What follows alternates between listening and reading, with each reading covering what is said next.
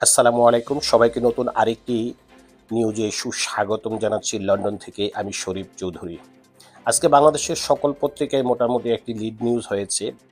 Bangladesh America red লিস্টে অর্থাৎ লাল তালিকাভুক্ত হয়েছে। আসলে বাংলাদেশ কিন্তু আমেরিকার লাল তালিকাভুক্ত বৈষম্যবিরোধী ছাত্র আন্দোলনের শুরুতেই হয়েছিল। তখন ভ্রমণ সংক্রান্ত ব্যাপারে রেড অ্যালার্ট জারি করা ছিল। কিন্তু দুর্ভাগ্যজনক হলেও সত্য, বাংলাদেশের পট পরিবর্তনের পরে অর্থাৎ ৫ই অগাস্টের ঐতিহাসিক গণঅভ্যুত্থানের পরে যে একটি ইন্টেরিয়র গভর্নমেন্ট এসেছে, এই ইন্টেরিয়র গভর্নমেন্টের আসার পরেও বাংলাদেশকে এখনও আমেরিকা লাল তালিকাভুক্ত করে রেখেছে।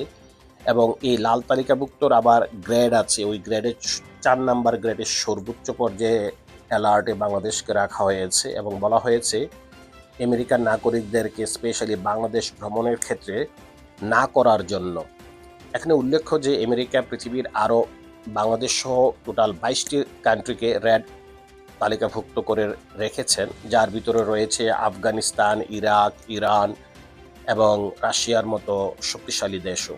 বাংলাদেশের পট পরিবর্তনের পরে ডক্টর মোহাম্মদ ইউনূসের নেতৃত্বাধীন যে সরকার বাংলাদেশকে এখন রান করছেন, তাদের কূটনৈতিক দক্ষতায় আশা করা যাচ্ছে খুব শীঘ্রই এই রেড অ্যালার্টটি ক্যান্সেল করা হবে এবং বাংলাদেশে ভ্রমণিচ্ছুক আমেরিকা বাংলাদেশি বংশোদ্ভূত মানুষরা যে অধীর আগ্রহে অপেক্ষমান রয়েছে, তারা তাদের উৎকণ্ঠা শেষ করে বাংলাদেশ ভ্রমণ করতে পারবেন খুব সহসাই। ভালো থাকবেন সবাই। আবারও কথা হবে নতুন কোনো নিউজে। ততক্ষণ পর্যন্ত আল্লাহ হাফেজ।